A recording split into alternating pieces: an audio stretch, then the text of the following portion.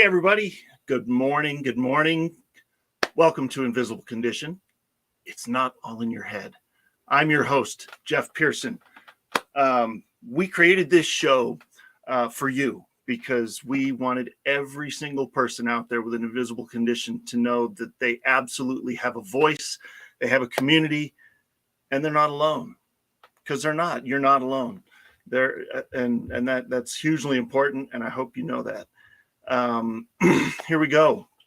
You are going to love this. My guest today is Miguel Bautista, and man, I through childhood and teenage years, like Miguel's life he was like energetic and chasing dreams and just doing all the stuff, and then that started to slip away a little bit. Like at 19, started experiencing things like persistent headaches, heart palpitations, started him down kind of a 4-year spiral of like sleepless nights, hospital visits, a body that kind of couldn't make up its mind, had a mind of its own,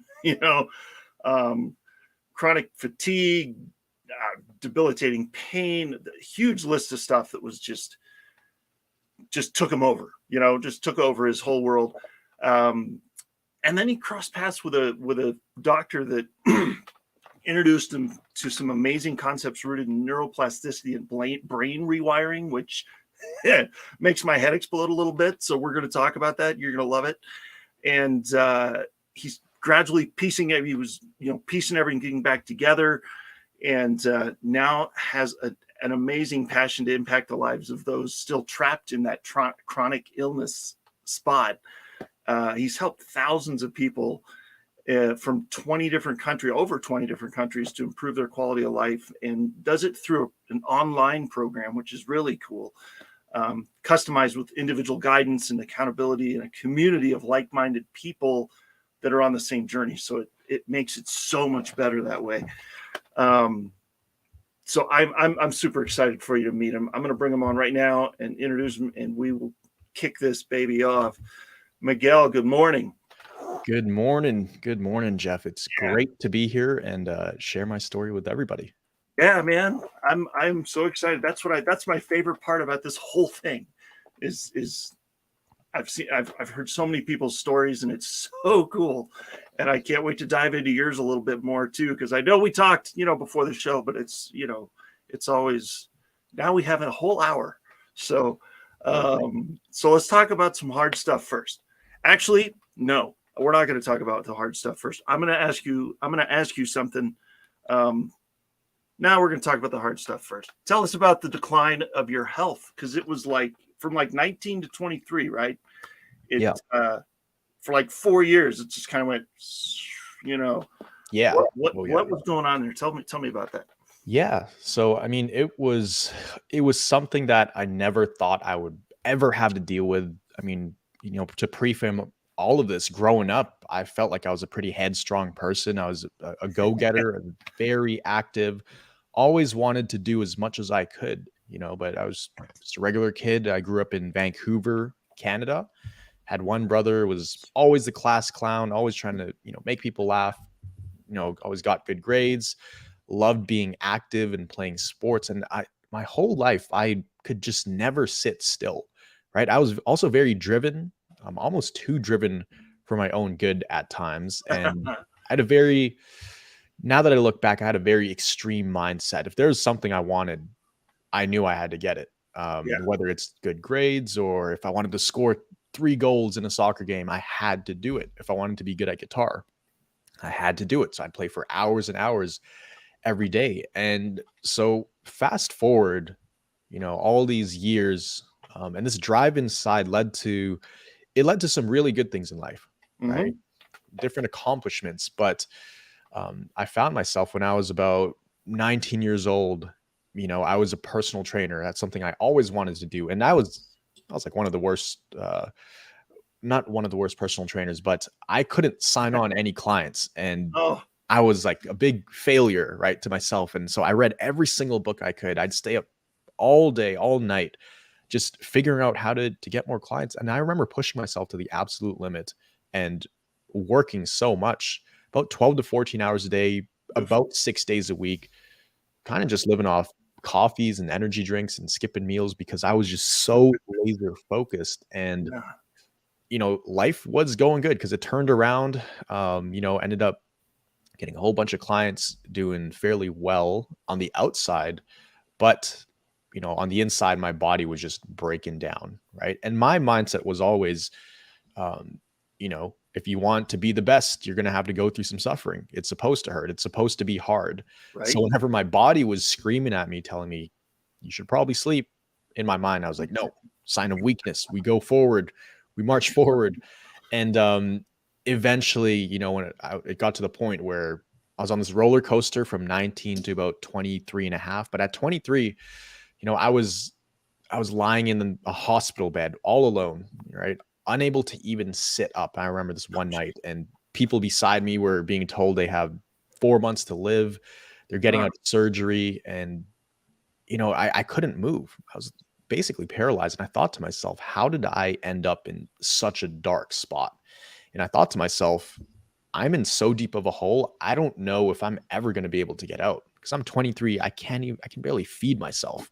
And I Yeah. felt like I'd sunk too deep into the quicksand that it was impossible to escape. So for everybody watching this right now, just understand that I also felt trapped in my body. I felt like many of you, I felt many of the things you guys feel. My list of symptoms was over 50 at one point.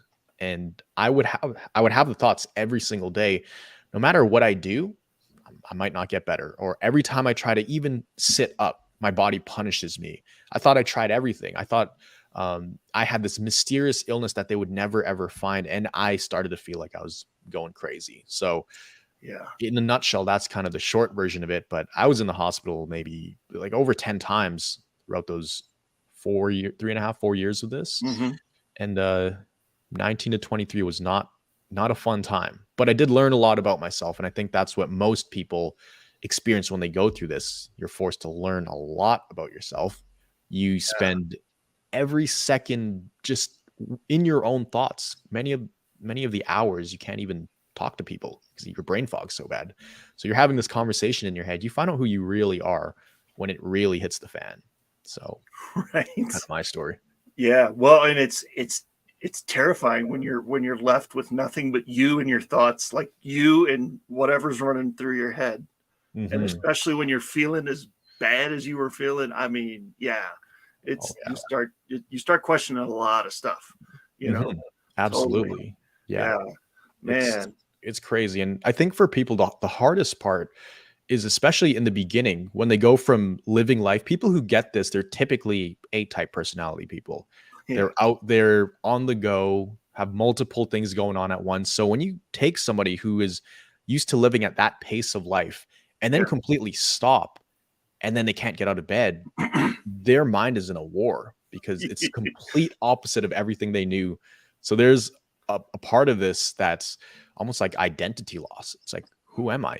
If I'm not active, if I'm not going out with friends, if I'm like a nobody, I'm just here in bed in a room and the whole world is just moving on. Who am I? So there's that going on as well. So it's a physical and a mental battle and emotional that people are fighting. Yeah. No, I get it, man. Not for the same reasons, but I was doing the same thing. I was, for the last 12 years, I've been doing the same thing, independent contractor, working all this different stuff. And then a few years ago, I had my most recent brain surgery, and it just leveled me. I've had 4 in the last 9 years, and every time I had one, it was like, okay, slow down, no, slow down, no, it's like, and so finally I learned, there's a good way and a bad way to respond to that, but it's, sometimes your body, I mean, you can't argue with it, No, you can't. and so when it comes to that, it's serious, man. Oh yeah. But hey, just to throw this out there to the live audience, has anybody else experienced this, like the chronic fatigue, the dysautonomia, this array of symptoms that where you just can't get out of bed? I mean, this is crazy. We'll get into more of it, later, but I mean, if anybody's in that boat, or has anybody experienced it, or anybody there that they love or they know that's experienced, we'd love to know. Comment, we're here for the next hour. So I'm sure Miguel could give you some hope, man. So yeah, chime in. But Man, do you know what if the onset of the chronic fatigue syndrome and dysautonomia is that typically like, was that during the college years, or is that, or can that be like stressors that like are brought on late, like anytime, or what? Yeah. Yeah. I've seen a lot of people get this during their college years, especially people. Actually, I've talked to quite a handful of people. They were working their master's degree, or working for Mm. their master's degree, or sorry, studying for their master's degree and working and also raising a family at the same time. Oh, For yeah. me, this happened, yeah, right when I was about 19, and I was going to college at the time. I left after one semester to go pursue my dreams, but I haven't seen any specific thing that says this only happens around college. I mean, we've seen people get this when they're mid 20s, late 20s, early 30s, 40s. But the one thing we find in common with all of these cases is that there was something very stressful happening in their life, or it was a buildup of all these years. Just the way Yeah. they would think about things, just the way they would overanalyze situations. Those are the common patterns that we see. And eventually, when you have this extra stress on your body, it doesn't have to just be physical, right? Most people think about the diet, right? Or the sleep, Okay. but Yeah. they're not thinking about, okay, what is the mental stress you're undergoing? What is the emotional stress, right? And Yeah. if there are things happening in your life that start to stack up, right? So let's say, you get into a little car accident, right? Now you have to go get the insurance and figure all the stuff out with the car. Then there's some financial issues. Then you can't get to work. Then you're stressing out even more. And then it reaches a point for everybody where they have a certain threshold of Hmm. how much stress they can handle. The moment it goes over that, that's when you have your first hint of, mental or emotional stress turning physical, right? Yeah. You will start to feel very tired. You'll start to have some insomnia, some brain fog, a couple headaches here and there, heart palpitations. It's typically how it starts. But what happens is if you continue to stack on stress and those symptoms in themselves, that's even more stress because now you're wondering what is going on. This is not normal. Exactly. Yeah. So it just amplifies everything. And next thing you know, if your limit is like over here and you're way over it, now Yeah. you're going to have a big snowball effect of stress, and that's where people get stuck in that spiral. So it can happen anytime. Totally. Okay. All right. That makes sense. I mean, it doesn't. It seems like it could happen to anybody at any age, really, if you have enough stress piled Yeah. on you. And I can relate to that too, man. It's just, yeah, Mhm. well, and there's some things that probably that if you're not help, like certain things that probably don't help, if Mhm.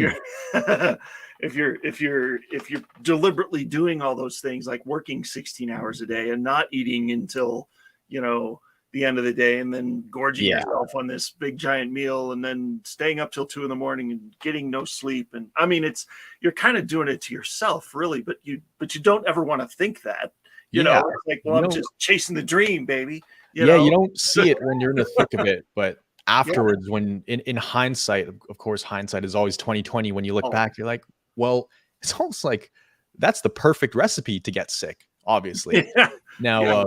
not everybody's story is like that. Some of them, they'll just get kind of sideswiped or T-boned by life. Like there'll be a death in the family, then they'll get some kind of virus, and then this thing will happen, and then this, and then it's just like the perfect storm for a lot of people. And here's the interesting part, because then the question becomes, well, how come some people can handle all this other stress and they're going through way more stuff than I am, but they're fine and I'm sick? It also has to do with how do you handle the stress as well emotionally? Do you neutralize it right away? Does it bother you for the next several days? Because Yeah. some people, there could be 100 things going on in their life, stressful things, but they can brush it off like it's nothing. Like my dad, for example, I mean, I can't remember how many examples he was in a situation where I would have freaked out, right, in that moment, but he Yeah. was just laughing it off. He's like, oh, whatever. It's pretty funny. So I've seen people be able to handle stress well, and that's how I am now because I've learned to do it. Yeah. But other people, they'll get cut off in traffic, and that just ruins the rest of their day. So it's also how you deal with stress. Like, Yeah. It's all relative, man. it I mean, is. yeah. I mean, if your life is perfect, yeah, and like your shoelace breaks, it's like, oh my gosh, Exactly. oh no, Exactly. And then right? there's people that have like 14 different medical conditions, and they're still rocking it because Yeah, they know how to adapt and, like launch and exactly. adjust, right? So yeah. Exactly. So what was your family's reaction to all this? Like, you were going through all this, so were they, right? Oh yeah. Yeah. Like, I think the first few times I ended up in the ER, they were very, very concerned because yeah, they had never seen me like that. Every time I was either injured from sports or I faced adversity, I would always figure out a way to get past it. Right. So they sure. knew I wasn't someone who would just roll over and say, I'm too tired to do this, or I can't do that. That was not really in my vocabulary growing up. I was always like, I can do this. Yeah, let's do that. 100%. I love to challenge myself. Mhm. So when this was happening, yeah, they were like, okay, this is kind of weird. Yeah. We never hear that from him. But eventually, after the first few hospital visits and ER emergency room visits, they started to realize something. They're like, okay, we're going to go to the ER, but he's not going to die because this has happened many times. Yeah. And I think they started to take it less seriously until I got really bad. So my journey was actually my initial situation that happened was I was in a library studying, and then next thing you know, my heart rate is like 180. Ambulance comes in. It doesn't lower for the next 3 hours. I feel like I'm going to die. And they take me in. Jeez. And then I went back to work, I think the next week. And then 2 months later, relapsed even harder. So it's like, if you think about my progress, I was decent, crashed, worked my way back up a little bit, crashed even harder. And I did that cycle. It was like a downward roller coaster ride up and down for years. I had to stop working about 3 or 4 times and then go back to work for another 6 months, build up my clientele. And then I got sick again, lost everything. Ugh. And it got even worse, then built myself up again. And they were just as confused as I was, but they didn't realize how bad things were. I think they just thought I was tired and I would get headaches sometimes. They didn't realize I was having like 40 or 50 other symptoms until it got really bad. That's when they were concerned. When I was having to get spoon-fed by my grandma for like 5 months, that's when they were pretty scared. They never told it to my face. They never told me to my face, but I always have this conversation with them, but they didn't think I was going to make it. They thought I was just going to, fade into the background, fade away. Yeah. Slowly, but they never showed that. They always told me, you'll be okay. We'll be talking about this one day. You'll be okay. But they had no idea. Well, and look at you now. Yeah. There you go. Yes. So, well, I'll tell you what, man, I know I've got a couple other questions, but we're going to go to a break real quick.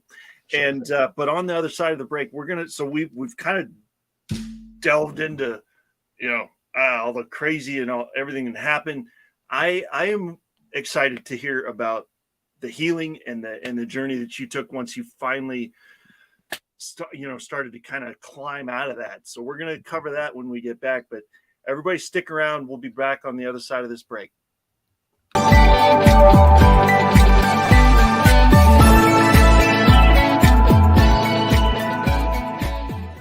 Introducing Miguel Bautista.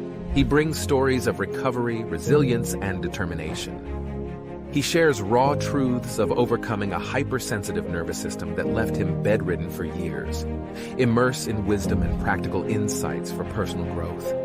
Equip yourself to conquer any obstacle in your path. Get ready for an adventure like no other, embracing the power of the human spirit. Get inspired. Get transformed. Get ready to learn how Miguel Bautista recovered and how he's helping people all over the world go from surviving to thriving.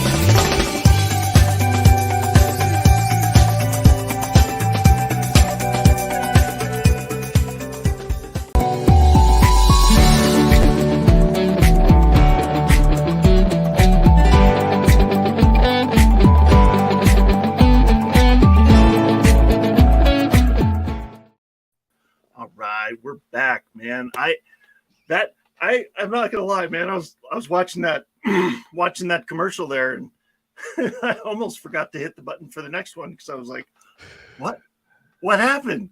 What do you do? What do you do? You know, You're on the edge of your seat now. Well done, man. That's a good Thank you. looking ad, man. Thank you. Appreciate it. So as you started to improve though, like like how did that what kind of strategies and treatments and stuff like that did you find that helped you to kind of start on that road to getting better?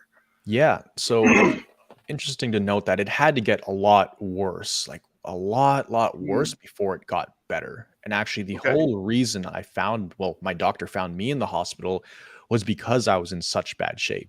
So 2 months prior to meeting my doctor, that's when things got really, really, really bad.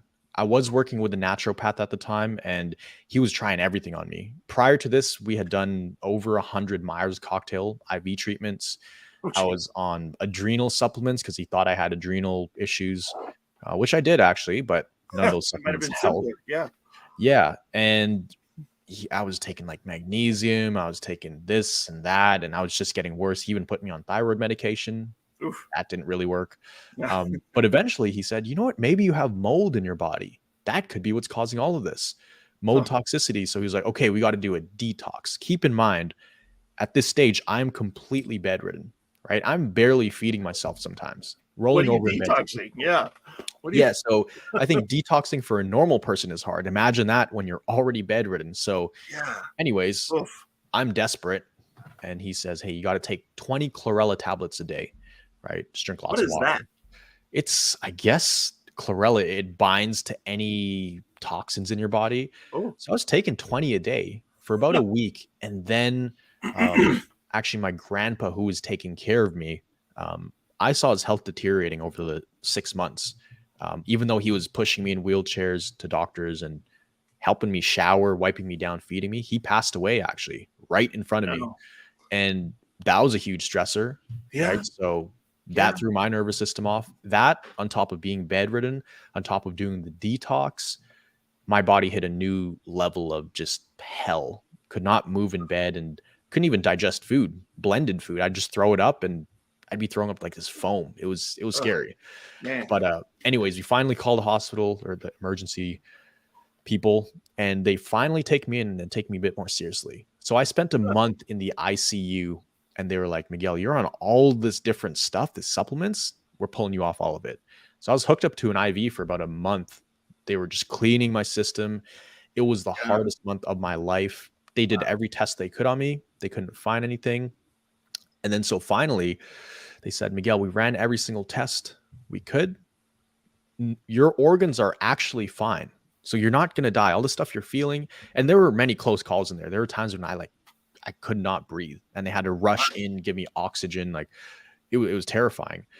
But anyways, after a month in intensive care unit, they said, okay, well, we can't do anything more for you. And the doctors were great, by the way. And they were like, we want you to meet this other doctor, right? He'll probably be able to help you because this seems like a brain issue you're dealing with. It's not your organs. There is something going on. Here's the thing, though. We don't have enough rooms in ICU anymore. So we have to send you home. So you'd be coming back every day to work with this doctor.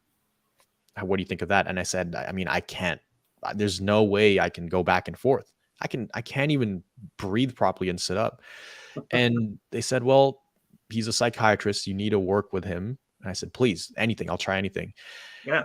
Well, Miguel, we have some extra beds in the psychiatric ward.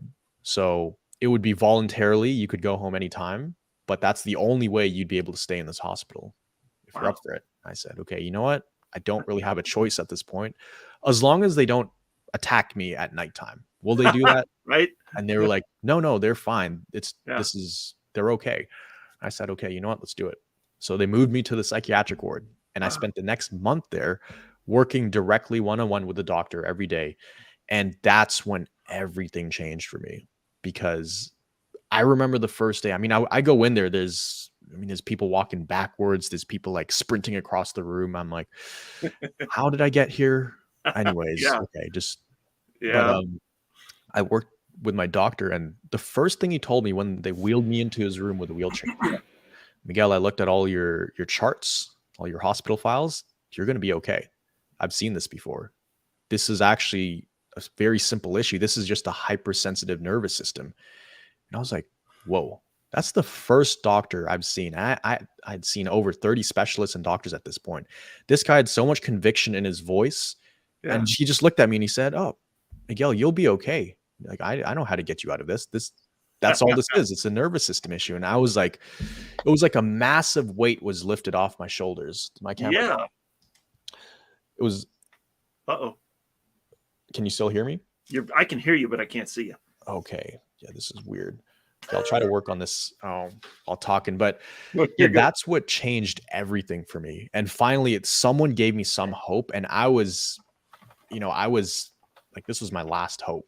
And so finally, I had someone who said they knew what was going on, and then every day he would teach me something about the nervous system, right? And then I would learn a bit more, apply it, and that's when everything turned around for me. Wow. Right? And then I also made lots of friends with everybody in the psych ward. Sure. Right? It was just nice. I think one of the turning moments was, being able to just eat with people like a normal person. We'll be able to eat it all, it sounds like. There you are. Oh, yeah. That's different. Oh, there we go. There we go. Welcome to live TV, everybody. Yeah. Got to work, and I got to work. And so feeling like a human again, that was really good. And it was like that little seed of hope. And that was one of the first times that I was able to sit up in a wheelchair without feeling 10 times worse after. And I was like, wow, I didn't get worse. And so my doctor, he was teaching me all these things. He had a whiteboard, and he was saying, Miguel, you're actually picking up these concepts really well. Most people I tell this to, they'll try to apply it, and they won't listen to every single word I say, but I love learning. And every time he drew something on the board, I would write it down on a paper.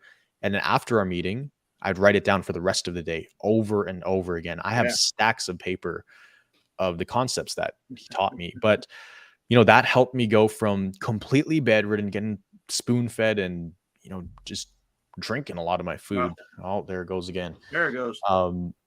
I went from completely bedridden to being in a wheelchair. That was about 1 week. Okay. And then I went from a wheelchair. I went from a wheelchair to, of course, this doesn't work. I went from a wheelchair to a walker. Oh, wow. And then a walker to walking on my own 2 feet in about 3 weeks. And on the 4th week, they said, all right, you're ready to go home. Like, what? You can do it.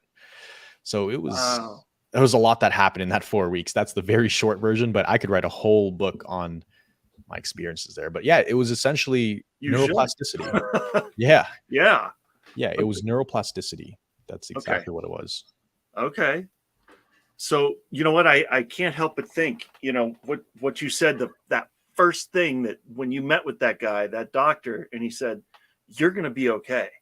That was the brain is a very powerful thing, and hope is a hugely powerful concept that once you have that, and once you can believe it, like you said, he had conviction in his voice, you believed him. Yeah. That is probably, honestly, I know you went through a lot of stuff, but that first thing he said had to have set you on the right track right away. Yeah. And just knowing what was going on, because that's what causes a lot of anxiety with a lot of people. That's why they get stuck in the spiral. They're Googling, they're searching this up, they're seeing specialists. Yeah. And you do have to see your specialist to cross off whatever else this could be. Yeah. But the fact that we identified exactly what was going on, it took a huge load off my shoulders, a huge, it just simplified things a whole lot, because I only had one thing to focus on. I wasn't trying to fix my liver and my heart and my lungs and my nerves and my legs. Like, I thought I was dying a slow death until I realized this is all coming from the same singular problem. It was like a glitch in my brain, the way it was communicating with my body. If we just fix that, all of this stuff goes away. And the fact that I felt it a little bit, which I hadn't felt any progress in the last 6 months, just after he told me these things. And basically the golden rule is respond well to your symptoms, right? So when a symptom comes up, Don't think that, oh, are my lungs shutting down or is my heart going to explode from these palpitations? Yeah. That's where I was going wrong. So I had to tell myself and constantly remind myself hundreds of times a day, this is just the nervous system. This is just the nervous system. You know, it's kind of like working out. You work out, your muscles get sore. Well, with your nervous system at this level, if you put extra stress on it, yeah, you're going to feel some things come up, but Yeah. you know, you need to not fall into that spiral, right? Well, and it's very important how you talk to yourself. It's, you know, that's huge. You know, it's like, I mean, it's the classic example. I mean, everybody's heard it a million times. Like, don't think of a pink elephant. Don't think of a pink elephant. Don't think of a pink elephant. What are you thinking about? Right? A pink elephant. You're thinking of a pink elephant. So you know, you gotta, even though you're telling yourself not to think about it, you're thinking about it because that's what your brain does. So Exactly. yeah. If you gotta be careful what you feed your mind. And Absolutely. that's where it starts.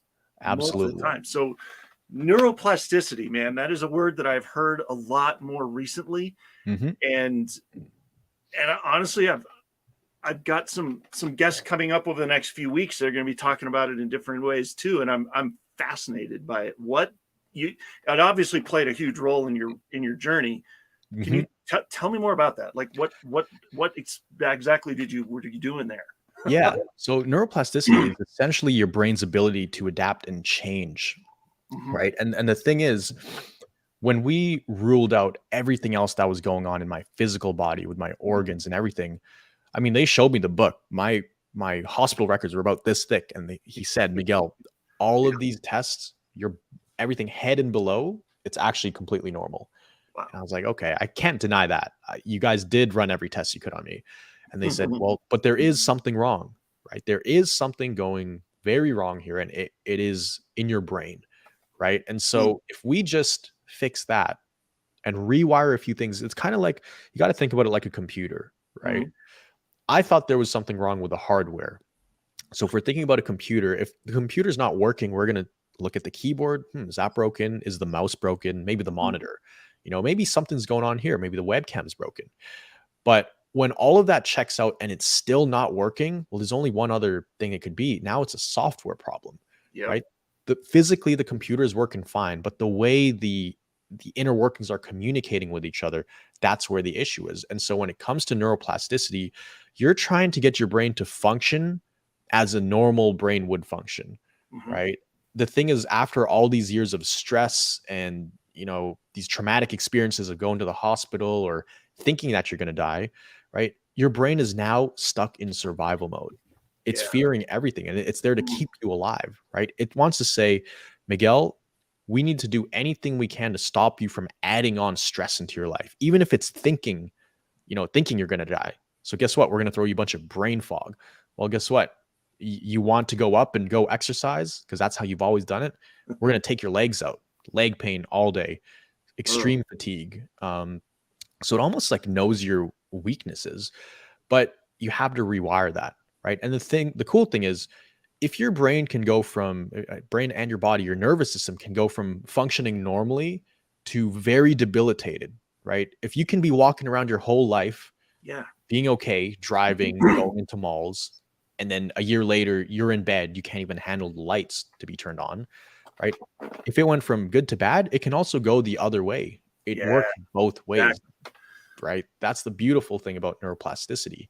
So it's your brain's ability to adapt, but it's a very manual process in the beginning. And that's where most people get stuck. That's where I got stuck. Before I met my doctor, I've heard about neuroplasticity and I saw other programs like DNRS, Gupta, ANS Rewire. But for me, I couldn't watch the videos. It was just too much for my brain to handle. So I knew some people were getting better with this. But for me, I think at that time, I was still searching for other answers, and I almost needed things to get a lot worse to just accept the fact that, okay, my organs are okay. So you do need to rule out all these other health things before you do the neuroplasticity approach. Okay, yeah, because if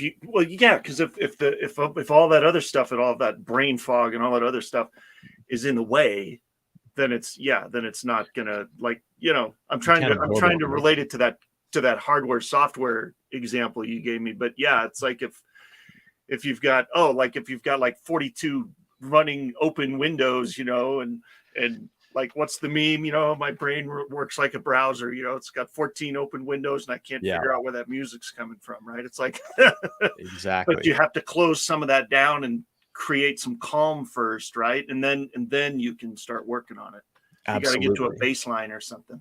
Absolutely. Yeah. And sometimes that's the hardest part, man. Getting back to zero again.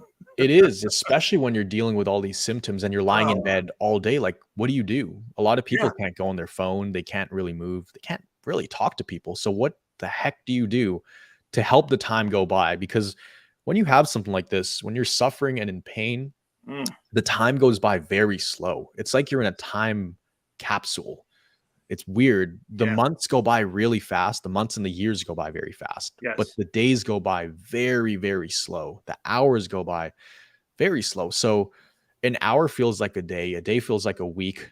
Yeah. But, months go by very quickly. And next thing you know, time is just, you feel like time is lost.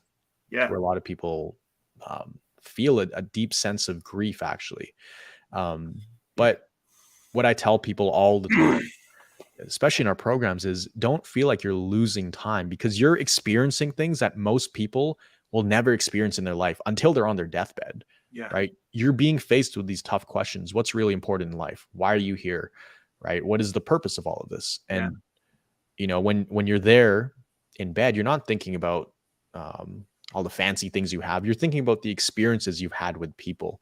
Yes. And if you can learn that, then once you emerge from all of this, you'll be so much more grateful for all of those things. Right. So exactly. I would say you're not missing out. Actually, you're going to come out of this with an unfair advantage above everybody else in life. Right. As long as you press forward, and come out that other side, don't, as long as you don't give up. Right. That's the trick, man. And I totally understand. Yes, it does. The days go slow, man. I had a full year after I had two brain surgeries within 24 hours because of a bacterial infection in my cerebral spinal fluid in 2014. And for a solid year after that, I had nonstop migraines. And, so that's the days going slow. I totally get it, man. Yeah. Laying on the floor, like, I just found myself on the floor sometimes. It was like, oh, how did I get here? Okay, well, all right, and so the days go slow, but then you look back and you go, where the heck did that year go? Yeah. It's crazy. It's crazy because when you're in those moments, with the migraines, and the horrible symptoms, you're thinking, I would give anything right now just to feel normal for 1 second. Just let me leave the house, for crying out loud. Yeah. Yeah. If I could just stand up straight and take 5 steps outside with no symptoms, I would trade my legs for that. Like, I would think about that all the time. Yeah.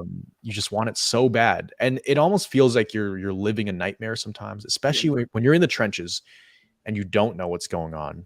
Yes. You don't know it's a hypersensitive nervous system issue. Yeah. You're just thinking every day, like, you're living a nightmare. And it's like, maybe tomorrow I'll wake up from this. And then you wake up and it's the same thing again. And that's the thing, it's hard when the moment you wake up, your brain just goes, okay, how are we going to make it to the end of the day?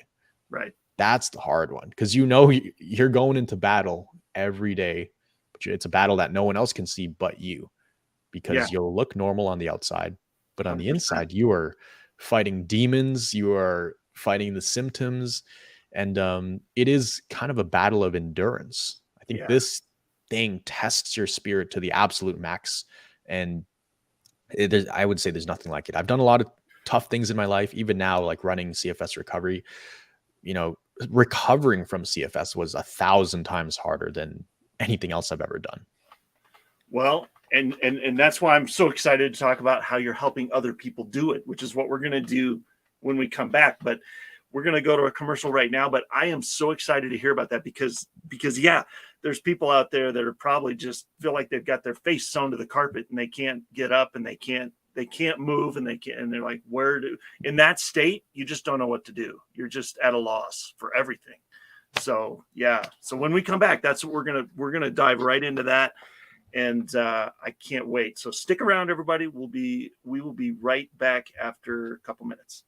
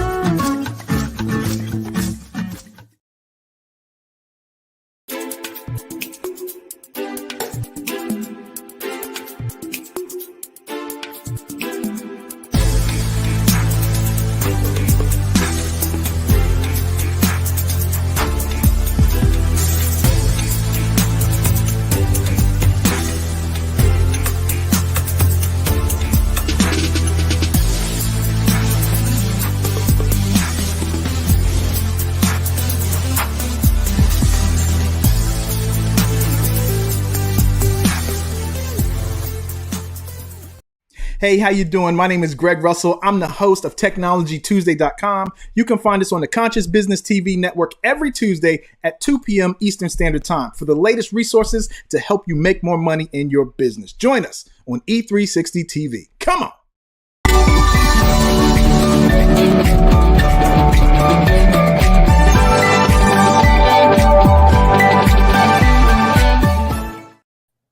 All right, here we go.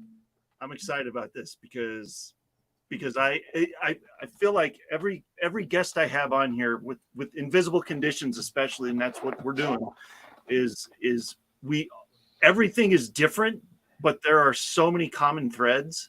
Like I'm listening to your story, going, yep, you know, been there, not in the same way, but yeah, totally. Mm-hmm. So it's always. It's so exciting to me to know that there are so many things that are common that all of us have in common with that, which is why I say what I do at the beginning of the show. We're all a community, man. You're not alone. There's so many people that are going through similar things, you know? And so this is awesome. All I'm saying is this is great. I'm excited to have you, but yeah. So first of all, what is the program that you're helping people with? What's going on there? Yeah, so it's called Recovery Jumpstart. It's something I created just under 2 years ago, and since then we've had a couple hundred people go through the program. And the whole reason I started it, actually, I mean, obviously, I want to help people, right? Mm-hmm. And I always told myself that if I ever came out of this, if I ever got my life back, I clearly remember that day, you know, when I was in bed. It's one of the hardest days I've had. My heart rate was like 120 for 4 days straight. And I was watching the clock tick by, just tick, tick, tick all day. That was not a good idea. So if you have a clock in your room, guys, get rid of it. That will drive you insane. But I remember telling myself, if there's like this 0.0001% chance that I come out of this, I want to help people, right? And then after I recovered, got my life back, did other stuff, started a video marketing business. And then eventually I realized, hey, I'm recovered now. Now that I know how to create videos and how to get content out to people, I should just make videos about how to help people. And so it started off as just posting a bunch of YouTube videos online, because here's the thing. I knew this approach worked for myself, this specific approach that my doctor taught me, but I didn't know if it would work for other people. Yeah. Right. So I just gave out tons of content. I was posting about 15 videos a week on YouTube when I started, including shorts, right? Wow. But lots of content. And I did that for months and months and months just to see if this stuff would be applicable to other people, because I wanted to make sure before I ever created something. And then it was working. A lot of people were saying they had a lot of improvements, right? And then so I started doing some one-on-one sessions with people who really wanted help. And then after about a month of that, then I decided, okay, it's time to create a program, because I can only help so many people one-on-one. And it's draining on me, right? Yeah. I had this one day where I had, I think, 6 sessions, and it's basically like I repeated myself the same time for 6 hours. And I was like, I can't do this. I will burn out if I do this. So I was like, there's got to be a way. If it worked for me and it's working for other people, how can we make it so that more people can get access to this information, which they can for free on YouTube. You can get access to it. But how do we build a system that makes recovery step by step, where it's almost, I don't want to say foolproof, but the odds of success are so high that, we can bring people in and confidently say that you're going to get better, you're going to get better, you're going to get better. So I built it. And initially it only had, the basic things that helped me recovery, and that still worked for some people. But over the years, we've refined it, we've tweaked it in a way that there are certain specific things that we do in order to help people get better. And I tell them, recovery, especially brain retraining, rewiring all the stuff that's up here, it's kind of like unlocking a combination lock. You have to do the right things, but in the right order. Yes. Right. Most people focus on what diet should I do? How much sleep should I get? How much exercise should I do? How many steps should I walk per day? And how do I increase it? But no, we need to focus on where the real issue is, right? What's up here, the wiring of the brain. So we do it in a very step-by-step process, but there's really 3 things that, make our program so powerful. Number 1, it's the hands-on help from the coaches. So I'm in there, my coaches are in there every single day, and each person in the program, they get put into a private chat with the coaches. They have their own assigned coach who will walk them through the process of recovery, but also build a personalized plan for them so they know how much they can be doing and how much they should rest. And hey, they have this event coming up. Is it okay to do that? And with these specific symptoms, how should we approach your situation? So every single person in the program, they have a recovery, I'd say, profile. We know their symptoms, we know their activity levels, we know their history, their roadblocks, and we build plan accordingly, and we tweak it, right, as the weeks go on. Because some weeks you'll be good, some weeks you'll feel like you've been hit by a bus.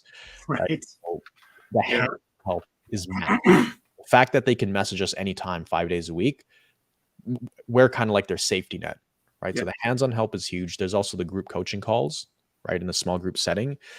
And the thing with that is there's there's people a few steps behind you at the same level as you and a few steps ahead. But the one thing they all have in common is, they have to qualify to come into the program. We want to make sure this doesn't turn into some kind of Reddit forum, Facebook group where people are just dumping their frustrations.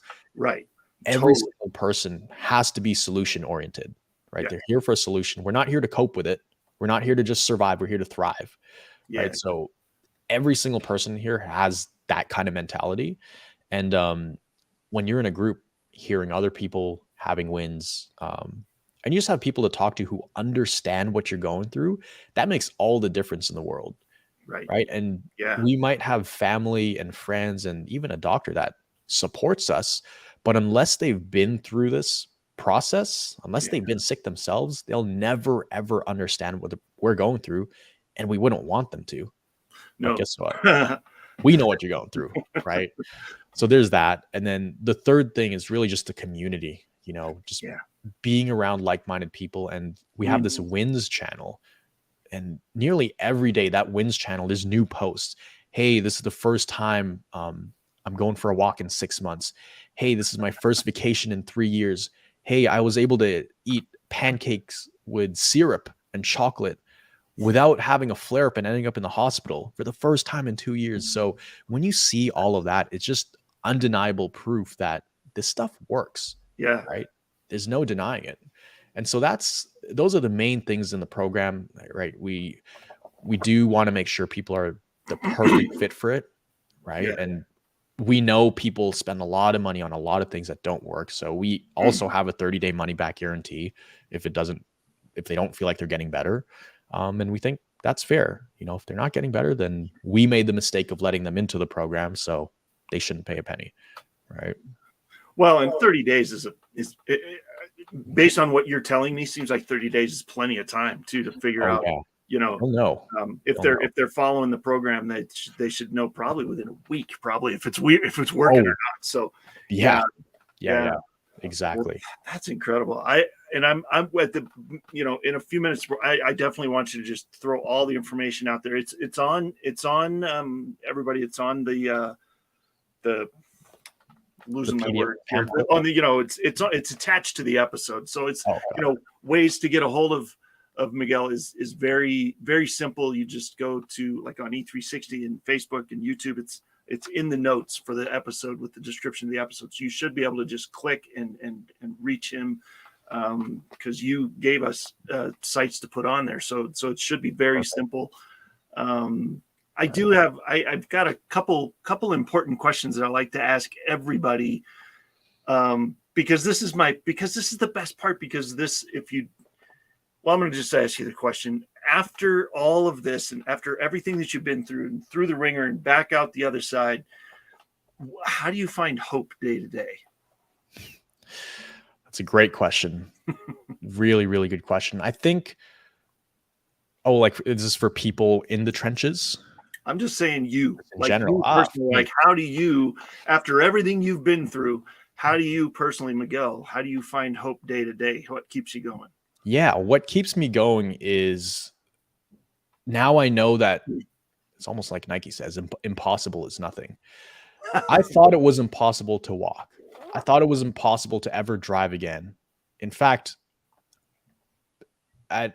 during many years of me being sick, when I'm in bed, there was a 0.000000001% chance that I could maybe have my life back, that I could ever drive again, that I could ever hop on a plane, that I could ever visit another country.